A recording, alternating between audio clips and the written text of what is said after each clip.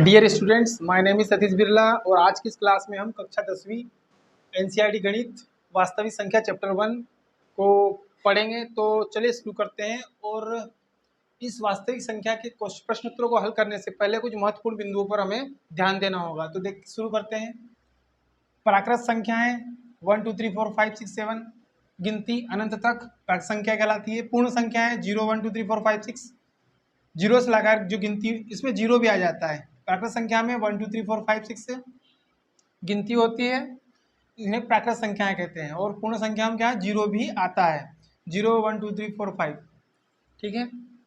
पूर्णांक संख्याएं ऐसी संख्याएं जिसमें पूर्ण संख्या मतलब 0 1 2 3 4 तो रहेगा ही, साथ ही ऋणात्मक संख्याएं भी रहेगी, पूर्णांक संख्याएं कहलाती है। पूर्णांक संख्या का जो समूह होता है इसमें जीरो धनात्मक संख्याएं होती है और ऋणात्मक संख्याएं होती है।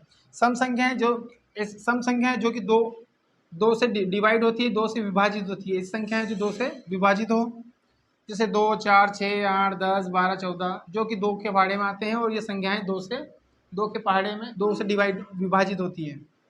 विषम संख्याएं ऐसी संख्याएं जो दो से विभाजित नहीं होती, 1 3 5 7 9 11 13 15 17 मतलब दो से विभाजित नहीं होती, मतलब 15 को हम दो से विभाजित नहीं कर सकते, पूर्ण रूप से विभाजित नहीं कर सकते। तो ये क्या है, विषम संख्या। 15 का एक विषम संख्या है। ठीक। नाउ नेक्स्ट अभाज्य संख्याएं 2 3 5 7 11 13 17 19 23 और आगे भी हम लिख सकते हैं 27 नहीं आएगा, 23 24 25 26 27 28 29 होगा। ठीक। 29 के बाद 31 29 30 31 होगा। तो ऐसी संख्याएं जो अभाज्य संख्याएं कहलाती है, मतलब ऐसी संख्याएं अभाज्य संख्या कहलाती है जो कि स्वयं से और एक से डिवाइड हो। मतलब ऐसी संख्याएं जो स्वयं से और एक से डिवाइड हो। जैसे मान लो हमने कोई संख्या ले ली 13 में हम एक का भाग दे सकते हैं और 13 में हम सिर्फ 13 का भाग दे सकते हैं। तो ऐसी संख्याएं जो स्वयं से डिवाइड विभाजित हो और एक से विभाजित हो क्या कहलाती है, अभाज्य संख्याएं। ठीक है। भाज्य संख्या किन्हें कहेंगे, जो स्वयं से और एक और स्वयं के अलावा तीसरी संख्या से डिवाइड हो। तो एक और स्वयं के अलावा तीसरी संख्या से, जैसे मान लो हमने 4 ले लिया, तो 4 एक से डिवाइड होता है, 4 से भी डिवाइड होता है और 4 2 से भी डिवाइड हो रहा है। मतलब स्वयं से और एक से और स्वयं से विभाजित हो, इसके अलावा तीसरी संख्या से विभाजित हो रहा है, 2 से भी विभाजित हो रहा है। तो ये 4 क्या है, एक भाज्य संख्या है। मतलब ये भाज्य संख्याएं होंगी, इसमें सभी में आप चेक कर सकते हो। ये 4 एक से और स्वयं के अलावा 2 से डिवाइड हो रहा है। 6 1 से 2 और 3 से डिवाइड हो रहा है ना। 6 किससे हो रहा है, 1 से 2 से और 3 से डिवाइड हो रहा है। तो सब क्या है, भाज्य संख्याएं। मतलब एक और स्वयं के अलावा एक से और स्वयं के अलावा तीसरी संख्या से डिवाइड होना, ऐसी संख्याएं तीसरी संख्या से डिवाइड होती है, विभाजित होती है, उन्हें क्या कहेंगे हम, भाज्य संख्याएं। ठीक। अब है सअभाज्य संख्याएं। ऐसी दो संख्याएं, सअभाज्य संख्याएं, ये वेरी इंपॉर्टेंट है। ऐसी दो संख्याएं जो केवल और केवल एक से ही विभाजित हो, सअभाज्य संख्याएं कहलाती है।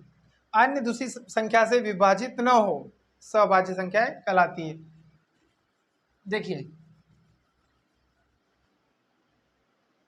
तो सअभाज्य संख्याएं जो केवल और केवल एक से ही विभाजित हो, तो सअभाज्य संख्याएं कौन सी होगी, 3 5 सअभाज्य संख्याएं जो कि एक से ही डिवाइड होती है। 3 भी एक से डिवाइड होता है और 5 भी एक से डिवाइड होता है। और 8 और 4 सअभाज्य संख्या है कि नहीं, तो 8 एक से डिवाइड होता है, 4 भी एक से डिवाइड होता है। लेकिन दूसरी संख्या से डिवाइड नहीं होना चाहिए, दोनों के दोनों ने, है ना, 8 ने भी और 4 ने भी। ये एक से डिवाइड हो रहे हैं, और किससे डिवाइड हो रहे हैं, 8 हो रहा है 2 से, तो 4 भी हो रहा है 2 से। इसका मतलब क्या है, यह 8 और 4 सअभाज्य संख्या नहीं है, क्योंकि ये केवल इसमें किससे डिवाइड होना चाहिए, परिभाषा क्या है, ऐसी दो संख्याएं जो केवल और केवल एक से ही विभाजित हो, तो वो संख्याएं क्या कहलाती है, सअभाज्य संख्याएं। क्लियर हो रहा है? जैसे 17 और 8, सिर्फ ये दोनों संख्याएं एक से ही विभाजित होती है, ये दोनों क्या कहलाएंगी? अभाज्य संख्या। कोई सी भी ले सकते हो, 7 और 8, ये दोनों संख्याएं सिर्फ एक से ही डिवाइड होती है, 1 से ही डिवाइड होती है। किससे डिवाइड होती है? सिर्फ 1 से। ये संख्याएं क्या कहलाएगी? अभाज्य संख्याएं। और चेक कर लेते हैं, जैसे मान लो 15 और 5, 15 और 3, ये सभाज्य संख्या है कि नहीं? नहीं, ये सभाज्य संख्या नहीं है। क्यों? क्योंकि ये एक से तो डिवाइड होती है, लेकिन एक के अलावा ये दूसरी संख्या से भी डिवाइड होती है। जैसे 15 किससे हो रहा है डिवाइड? 3 से। और 3 किससे हो रहा है? 3 से। तो यह एक के अलावा 3 से भी डिवाइड हो रहा है, मतलब विभाजित हो रहा है, इसलिए यह सहभाज्य संख्या है। 15 और 3 सहभाज्य संख्याएं नहीं है। क्लियर? समझ में आ गया होगा। तो इसके जो अगले अगले वीडियो में, इसके अगले भाग में हम परिमेय संख्याएं, अपरिमेय संख्याएं, वास्तविक संख्याएं, यूक्लिड विभाजन प्रमेय का पढ़ेंगे। सो अगर आपको मेरा वीडियो पसंद आया हो तो लाइक और शेयर कीजिए और सब्सक्राइब कीजिए, और फिर मिलेंगे नए वीडियो में। Bye bye.